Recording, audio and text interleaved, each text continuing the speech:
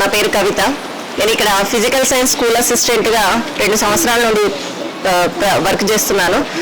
So ఇది వరకు నేను 16 సంవత్సరాల ఎక్స్పీరియన్స్ ఉన్నప్పటికీ మా గోజూరు పాఠశాలలో పిల్లలు ప్రతి ఒక్కటి ఏదైనా కానీ, ఒక స్వచ్ఛంద సంస్థ నిర్వహించే ఎస్ఏ కాంపిటీషన్ అయినా కానీ, మా ఇన్నోవేటివ్స్ కానీ, ఏ కాంపిటీషన్ ఉన్నా కానీ మా పిల్లలు చెప్పగానే తొందరగా వాళ్ళు మా గైడెన్స్లో వాళ్ళు బాగా చేస్తారు. ప్రతి ఒక్క దాంట్లో వాళ్ళు ప్రతిభ కనబరుస్తారు.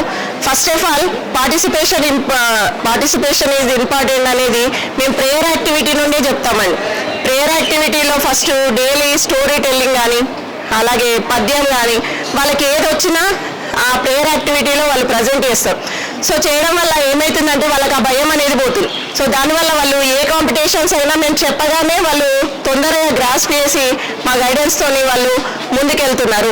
అలాగే జిల్లా కాంపిటీషన్స్ కానీ, నెక్స్ట్ స్టేట్ లెవెల్ కాంపిటీషన్స్ కానీ దాంట్లో ఈజీగా పార్టిసిపేట్ చేయగలుగుతున్నారంటే డైలీ వైజ్ యాక్టివిటీస్ ద్వారా. అలాగే రోజువారీ కార్యక్రమాలు కూడా పిల్లలు డైలీ ఖచ్చితంగా స్కూల్కి రావాలి అంటే అటెండెన్స్.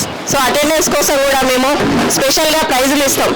చిన్న పెన్నే అయినప్పటికీ వాళ్ళకు కొంచెం ఏంటి అంటే ప్రోత్సాహకంగా ఉంటుందని ప్రతి ఒక్కరి 6th to 10th క్లాస్ అందరి పిల్లలకు ఇలా ప్రోత్సాహకంగా వాళ్ళకు చేయడం వల్ల వాళ్ళు ముందుకెళ్తున్నారు.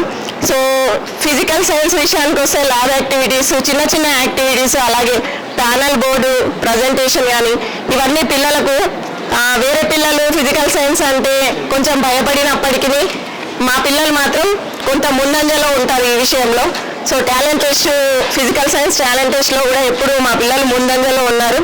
సో దీనికోసం మా హెచ్ఎం సార్ గారు కానీ, అలాగే మా ఊరి గ్రామ పెద్దలు కానీ బాగా మమ్మల్ని ప్రోత్సహిస్తున్నారు. థ్యాంక్ యూ అండి.